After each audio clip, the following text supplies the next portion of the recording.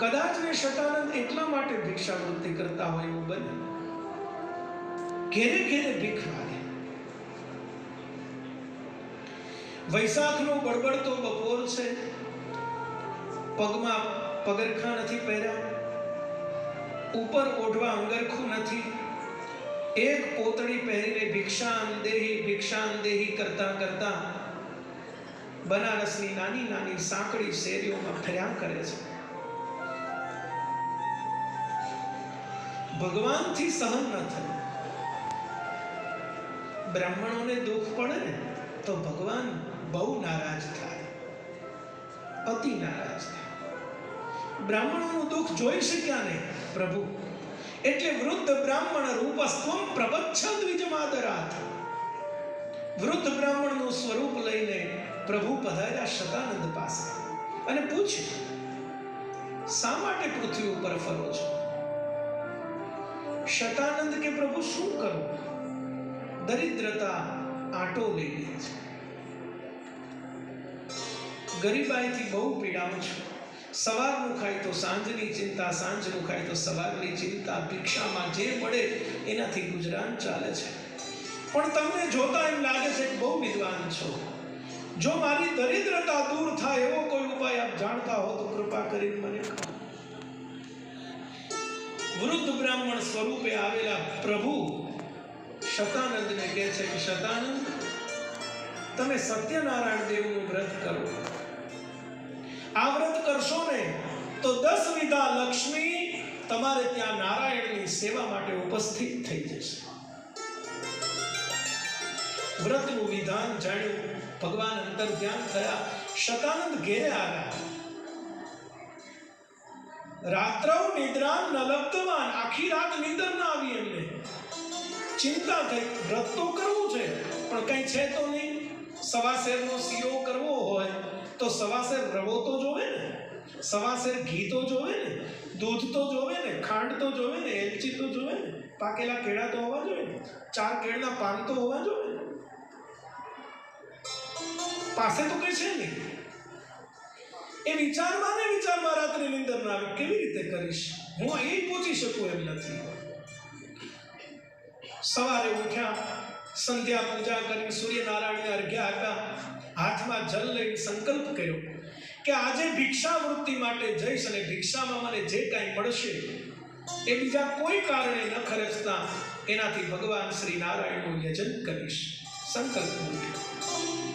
અને જેનો સંકલ્પ બળવાન હોય ને એના કર્મોમાં ભગવાન ભળે. શુભ હોય સંકલ્પ તો ભગવાન એની શુભ્રતામાં વધારો કરે. બ્રાહ્મણના કર્મમાં ભગવાન ભળ્યા.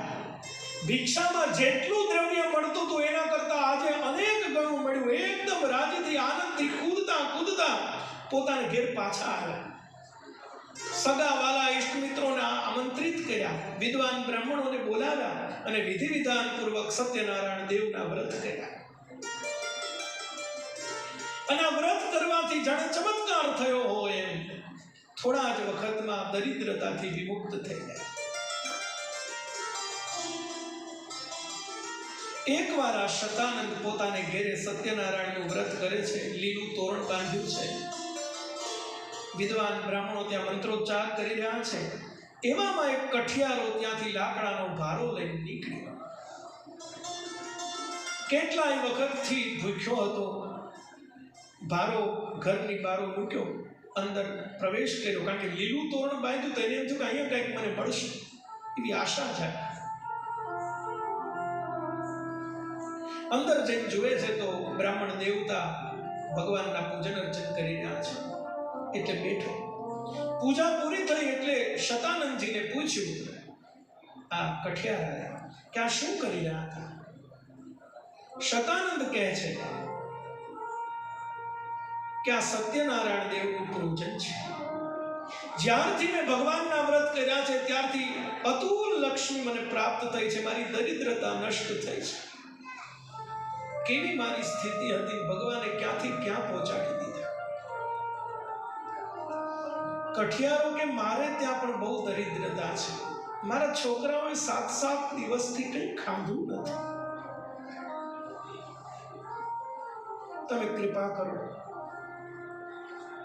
બ્રાહ્મણે બધો પ્રસાદ કઠિયારાને આપી દીધો.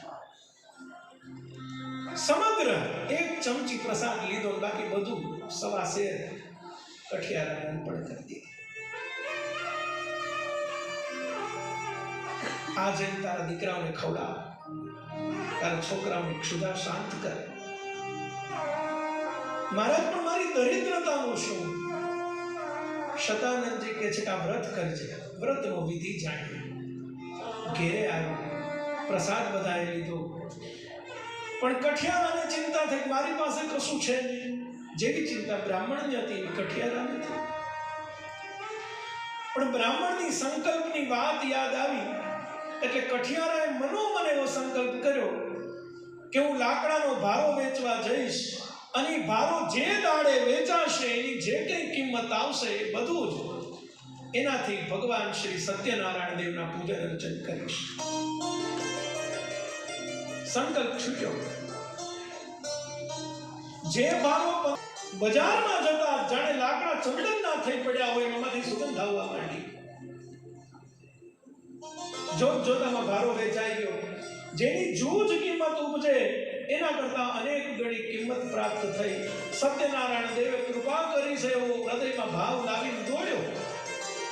ઘેરે જઈને પોતાની પત્નીના ખોળામાં બધા સિક્કાઓ રૂપિયાઓ ઠાલ્યા. સગા વાલાઓને ઈષ્ટ મિત્રોને બોલાવ્યા, બ્રાહ્મણોને બોલાવી વિધિ વિધાનપૂર્વક પૂજન કર્યા. આ પૂજન થવાથી ઇહલોકે સુખમ ભુક્ત્વા ચાંતે સત્યપુરમ યયૌ, આ લોકના સર્વ સુખ ભોગવી અંતે વૈકુંઠમાં એમનો વાસ. કથા તો આપણે બધા સાંભળી જ હોય, કોઈ એવું ન હોય જે કથા સત્યનારાયણની ન સાંભળી હોય. પણ એનું હાર્દ કેવું છે તમે જોયું? આ બીજો અધ્યાય છે. બ્રાહ્મણ પાસે કશું નથી. તમે બરોબર સાંભળજો આ વાત. કઠિયારા પાસે કશું નથી. બ્રાહ્મણની તો હજી એની સ્થિતિ છે કે સવાર સાંજની ચિંતા છે ખાલી. કઠિયારાના છોકરા તો હાથ દાડાથી કશું ખાધું નથી એવી સ્થિતિ છે. અને એમાં એને સંકલ્પ લીધો છે કે જે કાંઈ મળશે એનાથી ભગવાનનું પૂજન કરીશ. એમનો સંકલ્પ શું કામ સિદ્ધ થયો?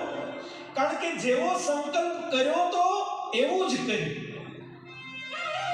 100 રૂપિયા મળ્યા હતા તો એને એવું ન સમજ્યા કે ભાઈ આમાંથી 50 વાપરો, 50 રાખો, 7 દિવસ સુધી કંઈ ખાધું નહોતો, 50 મળશે તો બીજા 10 દિવસ નીકળી જશે.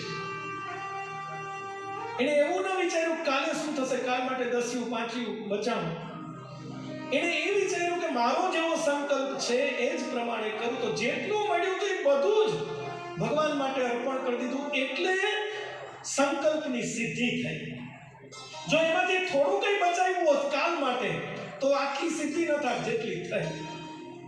આ એનું હાર્દ છે કે આપણે જે પ્રમાણે સંકલ્પ લીધો હોય એ જ પ્રમાણે કર્મ કરીએ ને તો એમાં લખેલું ફલ થાય. અહીંયા બીજા અધ્યાયને ભગવાન શ્રી અર્પણ કરી. સ્કંદ પુરાણે રેવા ખંડે સત્યનારાયણ વ્રત કથાયામ દ્વિતીય શ્રી કૃષ્ણાર્પણમસ્તુ. શ્રી સત્યનારાયણ દેવ કી જય. मेरो तो आधार श्री वल्लभ के चरणारविंद, मेरो तो आधार श्री वल्लभ के चरणारविंद, मेरो तो आधार श्री वल्लभ के चरणारविंद, मेरो तो आधार श्री वल्लभ के चरणारविंद,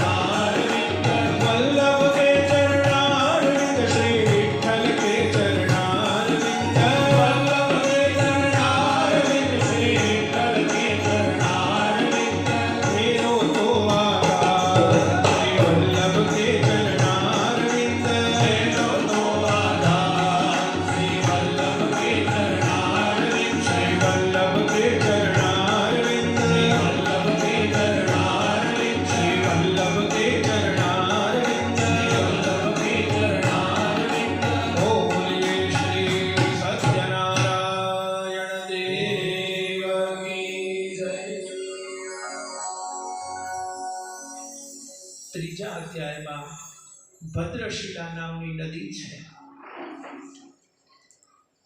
એ નગરમાં ઉલ્કામુખ નામે રાજા રાજ્ય કરી રહ્યા છે.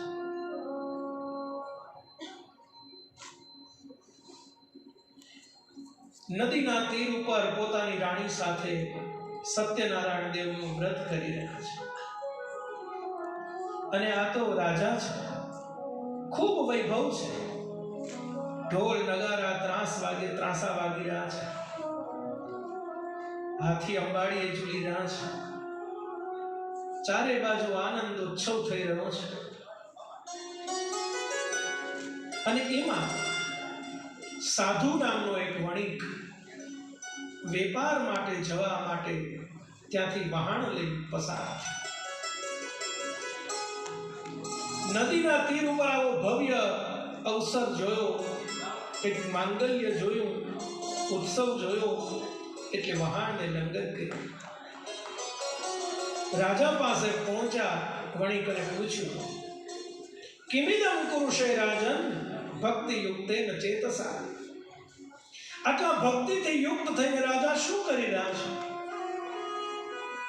ઉલ્કામુખ કે છે, જેના વૈભવનો પાર ના આવે એવા સત્યનારાયણ દેવનું વ્રત કરી રહ્યો છે. હું તો રાજા છું, મારે શેની ખામી હોય? સોના ચાંદી હીરા ઝવેરાત હાથી ઘોડા નોકર ચાકર, પાણી માંગું તો દૂધ હાજર થાય એવી અમારી સ્થિતિ, પણ મારે ત્યાં શેર માટીની ખોટ. મારે કોઈ સંતાન નહીં.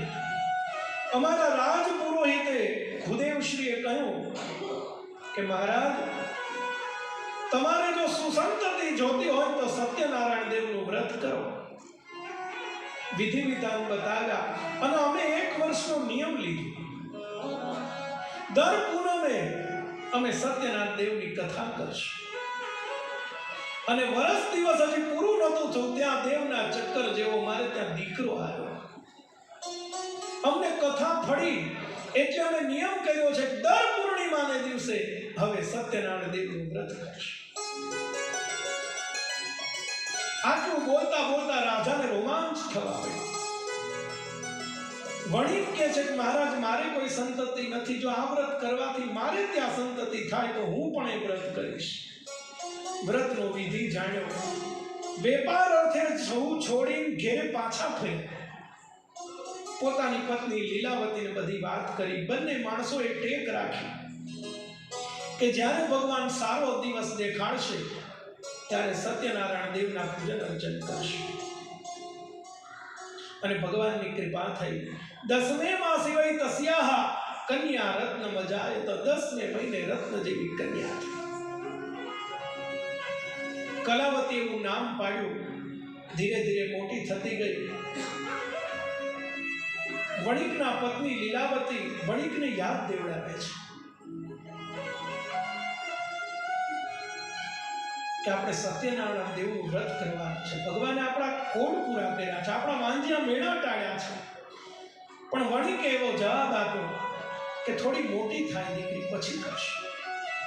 વળી કલાવતીને દાંત આવ્યા. વળી લીલાવતીએ કહ્યું તો કે થોડી ભણતી થાય, સમજણી થાય પછી કરશે. કલાવતી ભણવા બેઠા. વળી કહ્યું આમ કરતા કરતા લગ્ન કરવા યોગ્ય કલા થઈ ગઈ,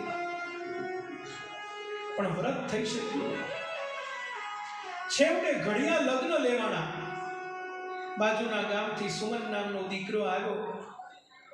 બંનેના લગ્ન કર્યા. ધામે ધૂમે લગ્ન કર્યા. મોટો જમણવાર કર્યો. ફટાકડા જાજા ફોડ્યા. પણ નાનકડી કેવી સત્યનારાયણની કથા થઈ શકી નહીં. શું કામ ન થઈ શકી? મેં આપને કહ્યું એમ કે એના માટે પૈસાની જરૂર ન હોય, એના માટે પુણ્ય છે.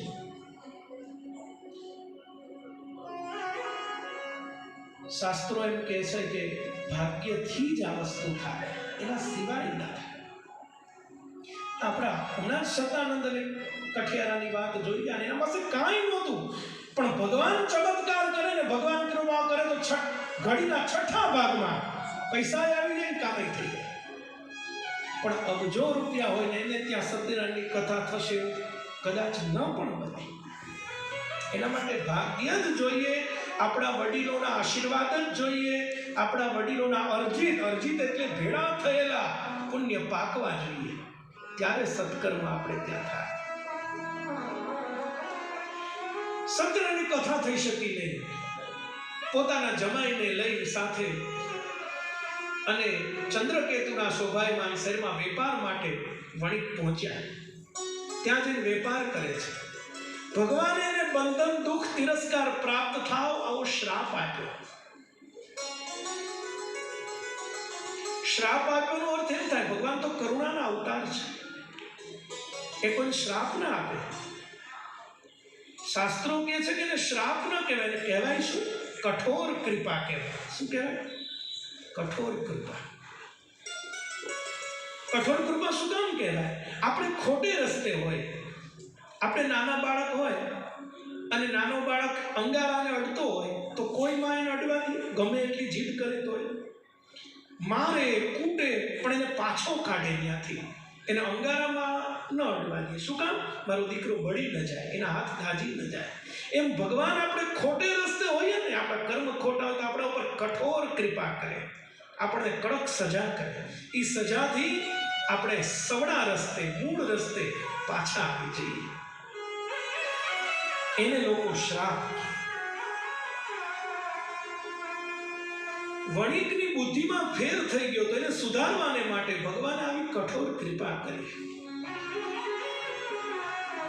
અને આપ બધા તો વણિક છો, આપને ખબર જ હોય કે આપને બુદ્ધિ ચાતુર્યને કોણ પહોંચે. વણિકો બધા બહુ બુદ્ધિશાળી હોય, બ્રાહ્મણો તો પાણી ભરે એના પાસે.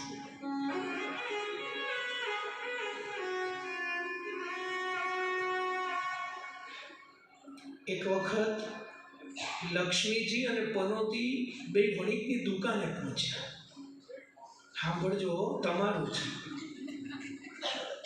તે કામ શરૂઆત થઈ ગયા, તમારું કીધું. અને બંને પૂછ્યું કે અમે સાંભળ્યું છે કે તમારી બુદ્ધિ બહુ જોરદાર હોય, તમે કહો છો અમારામાંથી સૌથી સારું કોણ લાગે છે? લક્ષ્મી અને પનોતી પહોંચ્યા અને એણે પૂછ્યું કે અમારામાં સૌથી સારું કોણ લાગે અમારા બે માંથી? વણિકને વિચાર થયો, ખાલી લક્ષ્મીજીને હારું કહું તો પનોતી બે હે, પનોતીને હારી કહું તો લક્ષ્મી જાય, આમાં હારું કરવું કે? પછી તો એણે પોતાની મૂળ ગુણનો વિકાસ કર્યો, બુદ્ધિને હલાવી બરોબર. પછી કે માં બે તમે એમ કરો, એટલું કામ કરો કે સામે ઓલો થાંભલો છે ને એને અડી સ્પર્શ કરીને પાછા આવો તો હું આપને કહું. અને લક્ષ્મી પનોતી બે ગયા, સામેના વૃક્ષને થાંભલા પકડી પાછા આવ્યા. એટલે પછી પૂછું, બોલો હવે? તો કે પનોતી તમે જાતા હારા લાગો છો, લક્ષ્મી તમે આવતા હારા લાગો. પનોતી તમે જાતા હારા લાગો છો, મહાલક્ષ્મી તમે આવતા હારા લાગો. બે હચવાઈ ગયા, બે રાજી થયા. એટલે આ તમને કોઈ પહોંચે, અમે વાતો કરી.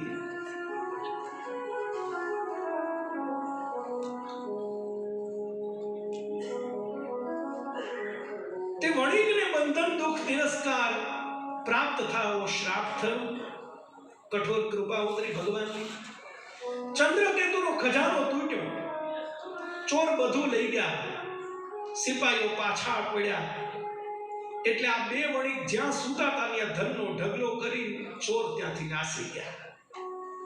સિપાહીઓ આવ્યા, ધન જોયું, ચકાસણી કરી, કાં તો રાજકોષ છે. બંને વણિકને પૂરવામાં આવ્યા, રાજા સામે હાજર કર્યા. રાજાને કહે છે જોઈને હુકમ કરો. રાજા કે એનું મોઢું ન જોવાય, આ દેશદ્રોહી છે અને ભ્રષ્ટાચાર કેવો છે. રાજ્યનું ધન હરણ કરી લીધું છે, ગરીબોના પેટનું ખાધું છે, આનું મોઢું ન જોવાય, આને કારાગારમાં બંધ કરતો. બંનેને જેલમાં પૂરવામાં આવ્યા. આ બાજુ લીલાવતીના ઘરમાં ચોરી થઈ. ઘરમાં જે કંઈ હતું એ બધું ચોર લઈ ગયા. લીલાવતીને, કલાવતીને ભીખ માંગવાનો વારો આવ્યો. ઘેરે ઘેરે ભિક્ષાવૃત્તિ કરે. એક વખત કલાવતી ભિક્ષાવૃત્તિ કરતા કરતા એક બ્રાહ્મણના ઘેરે પહોંચી ગયા. ત્યાં સત્યનારાયણ દેવનું પૂજન ચાલે છે. કથા પૂરી થઈ, એટલે બ્રાહ્મણે આપેલો પ્રસાદ પડ્યો લીધો. રોજ પહોંચતી હતી એના કરતા મોડી ઘરે પહોંચી એટલે માએ પૂછ્યું કે આટલી મોડી કેમ આવ્યા?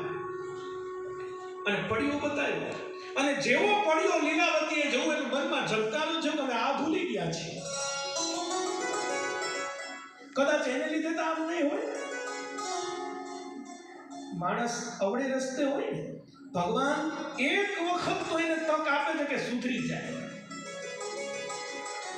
એક ઝબકારો તો એના જીવનમાં થાય જ. સુધરી જાય તો ઠીક. એમ ભગવાને ઝબકારો કર્યો લીલાવતીના મનમાં. આપણે ગંગા સતી ગાયને વીજળીના ચમકારે મોતીડા પોરો અને પાનબાર અચાનક અંધારા થશે. આ વીજળીનો ચમકારો થયો, લીલાવતીએ મોતી પોરવી લીધું કે અમે આ ભૂલી ગયા. સવારે ઘરમાં જે કંઈ હતું એ બધું ભેળું કરીને સત્યનારાયણ દેવ પાસે ખોડો પાથર્યો. પ્રભુ અન્યથા શરણમ નાસ્તિ ત્વમેવ શરણમ મમ. બીજું કોઈ અમારે શરણ નથી, તમે અશરણ શરણ છો. અહેતુક કૃપા કરવા વાળા અમને માફ કરી દો, અમે આપને ભૂલ્યા. લીલાવતીની એટલી જ પ્રાર્થના સાંભળીને ચંદ્રકેતુના સ્વપ્નમાં ભગવાને જઈને કીધું કે ભાઈ આને છોડી મૂકા બંનેને. આ નિર્દોષને તે પૂજ્યા છે, નકર સ્વરાજ્ય પુત્રકમ, તારા રાજ્યને પુત્ર સહિત તારો નાશ કરીશ. અને ચંદ્રકેતુ સફાળો ઊભો થઈ મંત્રીઓને બોલાવ્યા. બંને વણિકને છોડવામાં આવ્યા. એમનું જે કંઈ ધન હરણ કર્યું હતું એના કરતાં અનેક ગણું પાછું આપ્યું અને પોતાના ગામ જવા રજા આપી. અહીંયા ત્રીજા અધ્યાયને ભગવાન શ્રીમાં અર્પણ કરીએ. સ્કંદ પુરાણે રેવાખંડે સત્યનારાયણ વ્રત કથાયામ તૃતીય શ્રી કૃષ્ણાર્પણમસ્તુ. શ્રી સત્યનારાયણ દેવ કી જય. ચોથા અધ્યાયમાં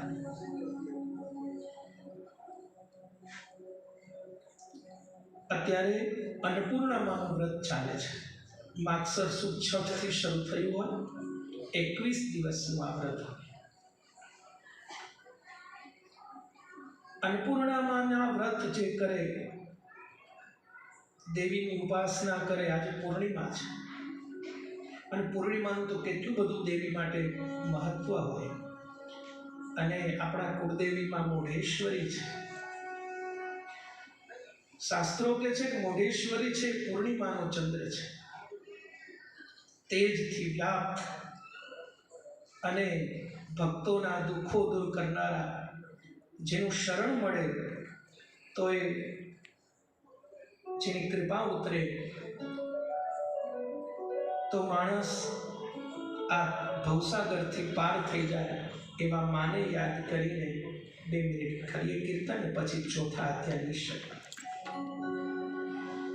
મારે તમારો આશરો રે, મારે તમારો આશરો રે, મારે તમારો આશરો રે, મારે તમારો આશરો રે.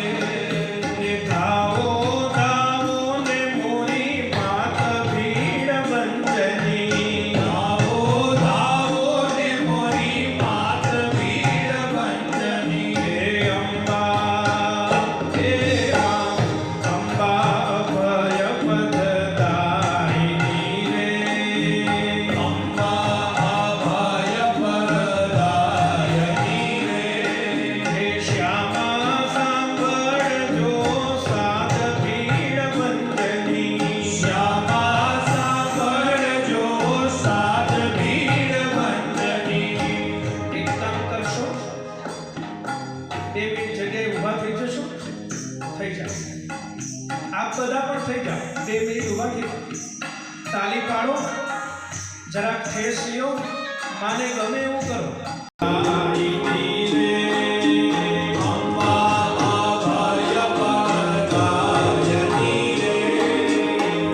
એનો ઠેસ લ્યો, ઠેસ. હા, જગ્યા ઉપર, નકર આગળ આવીને થોડો રાઉન્ડ કરો ને. અંબા અભય પદદાયિની રે,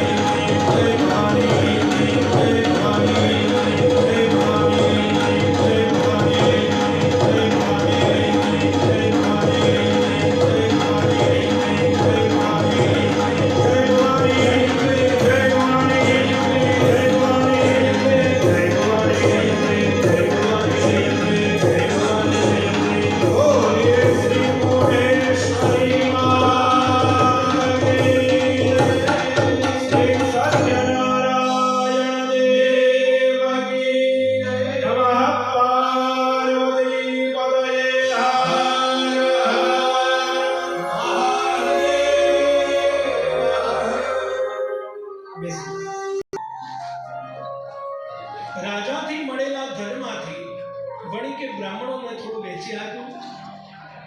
પોતે પહોંચ્યા, યાત્રાની શરૂઆત કરી. ભગવાનને એમ થયું કે આની બુદ્ધિ સુધરી કે નહીં, એટલે સાધુ વણિકનો વેશ લીધો. પ્રભુ પહોંચ્યા, વણિક પાસે પૂછ્યું, કિમસ્તિ તવ નવ સ્થિતમ, તારા વહાણમાં શું ભર્યું છે? ત્યાં તો જમાઈ દોડતો આવ્યો કે તમે તો સાધુ છો, તમે બાવા છો, અમારા પૈસા લઈ લેવા ઈચ્છો છો કે શું?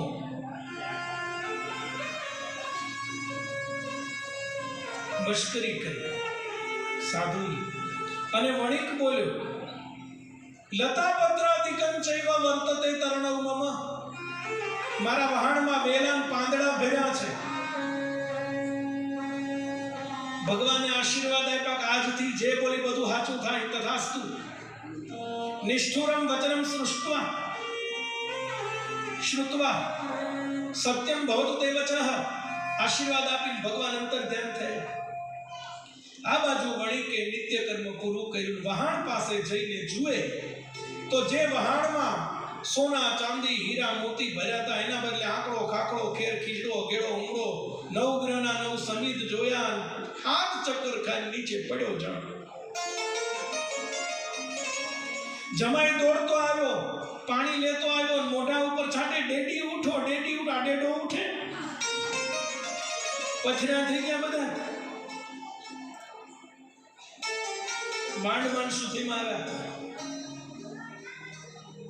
જમાઈએ બુદ્ધિ આપી, ઓલા સાધુ આવ્યા હતા અને એમણે કીધું એટલે થયું છે. હવે એ મળે થાય. ભગવાન ઘેરે આવ્યો તો અને ભાડી હટ્યા નહીં. હવે ગોતવા જતા જણે આખામાં ગામમાં ગોત્યા પણ કઈ સાધુ મળ્યા નહીં. પણ ભગવાનને લીલાવતીની પ્રાર્થના યાદ આવી ગઈ અને વડલાના ઝાડ નીચે પ્રભુ પ્રગટ્યા. વણિકે પોતાના ભૂલની ક્ષમા યાચના કરી. ભગવાને એના બલિદાન આપ્યું. સત્યનારાયણ દેવને પ્રદક્ષિણા પૂજા અર્ચા કરી. આખું વહાણ ફરીથી ધનથી છલોછલ ભરાય. યાત્રાની શરૂઆત થઈ. પોતાની નગરી આવી, રત્નસારપુરી. ધનનું રક્ષણ કરનારા સિપાહીઓને મોકલ્યા ઘરે કહેવા માટે. સિપાહી ઘેરે પહોંચ્યો. એ વખતે લીલાવતી સત્યનારાયણ દેવનું વ્રત પૂજન કરે છે. એની પાસે જઈને હાથ જોડ્યા કે માં, તમારા સ્વામી ઘણું કમાઈને આવ્યા છે, સામૈયા કરવાને પધાર્યા. આટલું સાંભળતા લીલાવતી હરખ ઘેરી થઈ ગઈ. દીકરીને કહે છે, બેટા કલા, તું પૂજા કરજે, હું જાઉં છું, તું પૂજા પૂરી કરી પછી આવજે. લીલાવતી ગઈ. આ બાજુ કલાવતીએ પૂજા તો પૂરી કરી, પણ એના મનમાં એમ કે કેટલા વખતે મારો ધણી આવે છે, કેટલા વખતે મારા પિતા આવે છે, બધા સાથે પ્રસાદ લેશું એમ કઈ પ્રસાદને મૂકી અને ત્યાંથી નીકળી. પણ ભગવાનના મનમાં એવું કે દરેક જીવનો મારી સાથેનો સંબંધ એ સૌથી પ્રથમ છે, બાકી બધા પછી. એ જણાવવા માટે જમાઈને અદ્રશ્ય કર્યા, વહાણ અદ્રશ્ય કર્યું. કલાવતી આવી, કાંઈ દેખાણું નહીં. ચારે બાજુ ખૂબ શોધખોળ કરી. જમાઈ ક્યાંય મળ્યા નહીં, વહાણ ક્યાંય દેખાણું નહીં. પાદુકાઓ મળી આવી જમાઈની. કલાવતીએ મસ્તક ઉપર ધારણ કરીને ચિતા ખડકી સતી થવાને તૈયાર થતી હતી. ત્યાં આકાશવાણી થઈ કે વળી, તારી દીકરીએ પૂજા તો પૂરી કરી છે પણ પ્રસાદ લીધો નથી. એ પ્રસાદ ખાઈને પાછી આવશે તો એના સ્વામીને જોશે. કલાવતીએ ચિતા ઉપરથી ભૂસકો માર્યો, ઘરે પહોંચી, પ્રસાદ લીધો, પાછી આવી. ઘણા વખતે આખું કુટુંબ ભેળું થયું. બધા ઘેરે પહોંચ્યા. ભગવાન સત્યનારાયણ દેવના વ્રત પૂજન કર્યા. આ લોકના સર્વ સુખ ભોગવી અંતે વૈકુંઠમાં પદાર્પણ કર્યું. અહીંયા ચોથા અધ્યાયને ભગવાન શ્રીમાં અર્પણ કરીએ. સ્કંદ પુરાણે રેવાખંડે સત્યનારાયણ વ્રત કથાયા ચતુર્થ શ્રી કૃષ્ણાર્પણમસ્તુ. શ્રી સત્યનારાયણ દેવ કી જય. છેલ્લો અને પાંચમો અધ્યાય આવ્યા. આસિત તુંગધ્વજો રાજા પ્રજાપાલન તત્પર. અંગધ્વજ નામના રાજા છે, પ્રજાનું પાલન કરવાને તત્પર રહેનારા. એક વખત શિકાર ખેલવાને માટે વનમાં ગયા. ખૂબ નિર્દોષ પશુ પંખીઓને માર્યા. પોતાની સેનાથી આગળ નીકળી ગયો રાજા. થાક્યો, પાક્યો, ભૂખ્યો, તરસ્યો એક પીપળાના ઝાડ નીચે વિસામો ખાવા માટે બેઠો છે. બાજુમાં ગોવાળિયાઓ, ગોપગણ ભેગા થઈને ભગવાન સત્યનારાયણ દેવનું પૂજન અર્ચન કરે છે. પણ રાજાના મનમાં અહંકાર જાગ્યો. હું આવડા મોટા રાજનો રાજવી અને મારે અહીંયા નમાય, મારે અહીંયા પગે લગાય. અહંકાર આવ્યો એટલે નમ્રતાપૂર્વક નમસ્કાર થઈ શક્યા નહીં. અહંકાર છે ને ઝૂકે નહીં, એનો અહંકાર એને ઝૂકવા દે નહીં. અહંકાર આવ્યો, અહમ બહુ થયો એટલે ભગવાનને નમસ્કાર થઈ શક્યા નહીં. તેમ છતાં ગોવાળિયાઓએ પ્રસાદનો પડ્યો રાજા પાસે મૂક્યો એટલે રાજાને અહંકારમાં વૃદ્ધિ થઈ. 56 ભોગનો ખાનારો હું આવું ખાઈશ એમ કરી પ્રસાદનો અનાદર કર્યો. ત્યાંથી નીકળો પોતાના રાજ્યમાં જઈને જોયે છે તો બાજુવાળા રાજાએ ચડાઈ કરી છે. પોતાના રાણી, પુત્રો, મંત્રીઓ ક્યાંક ભાગી છૂટ્યા છે. રાજ્ય હવે પોતાનું રહ્યું નથી. વિસ્મિત થઈ પડ્યો, અચંબિત થઈ ગયો, આશ્ચર્યચકિત થઈ ગયો કે ઓચિંતું શું? મનમાં, હૃદયમાં જાણે પડઘો પડતો હોય એવો પડઘો પડ્યો કે રાજ્યનું અપમાન કર્યું છે, તે પ્રસાદનો અનાદર કર્યો છે. રાજાએ મનમાં વિચાર્યું ફરી પાછો ત્યાં જઈશ. ગોપગણો પૂજા કરતા હતા ત્યાં પાછા આવ્યા રાજા. બધા ગોવાળિયાઓને, ગોપગણોને ભેળા કરીને વિધિ વિધાન પૂર્વક સત્યનારાયણ દેવનું વ્રત પૂજન કર્યું. ભગવાન પાસે ક્ષમા યાચના કરી, પ્રભુ અમને માફ કરો. અને આ તો કરુણા નિધાન છે, માફી માંગીએ એટલે ભગવાન માફ કરે. રાજા ફરીવાર સંપત્તિવાન ને રાજ્યવાન થયો છે. ફળ લખ્યા છે સત્યનારાયણની કથાના. જેને ભય પ્રાપ્ત થયો હોય એ અભય બને, વિદ્યા જોતી હોય ને વિદ્યા મળે, બંદી ખાને પડ્યો હોય બંદી ખાનેથી છૂટે. મનવાંછિત ફલની પ્રાપ્તિ કરાવવા માટે ભગવાને સત્યનારાયણ દેવનું સ્વરૂપ ધારણ કર્યું છે. પછી પૂર્વ જન્મની વાત કરી છે. શતાનંદ નામના બ્રાહ્મણ સુદામા થયા. ભગવાન શ્રી કૃષ્ણની ભક્તિ કરીને મુક્તિ પામ્યા. કઠિયારો ગુહ નામનો રાજા થયો. ભગવાન રામચંદ્રની ભક્તિ કરીને મુક્તિ પામ્યો. ઉલ્કામુખ નામના રાજા દશરથ થયા. ભગવાન રંગનાથની પૂજા કરીને મુક્તિ પામ્યા. સત્ય નિશ્ચય વાળો સાધુ વણિક એ મયુરધ્વજ નામનો રાજા થયો. મયુરધ્વજ પાસે ભગવાને અડધું શરીર માંગ્યું, એ કાપીને આપી દીધું. એ ભગવાન એ મયુરધ્વજ વણિક બન્યું. અને છેલ્લે અંગધ્વજ રાજાએ સ્વયંભૂ મનુબયમ પોતાની પ્રજાને સુખી કરી ભગવાનની ભક્તિ કરીને મુક્તિ પામ્યા. અહીંયા 5મા અધ્યાયને ભગવાન શ્રીમાં અર્પણ કરી. સ્કંદ પુરાણે રેવા ખંડે સત્યનારાયણ વ્રત કથાયામ પંચમઃ શ્રી કૃષ્ણાર્પણમસ્તુ. શ્રી સત્યનારાયણ દેવ કી જય. અચ્યુતમ કેશવમ શ્રી રામ નામ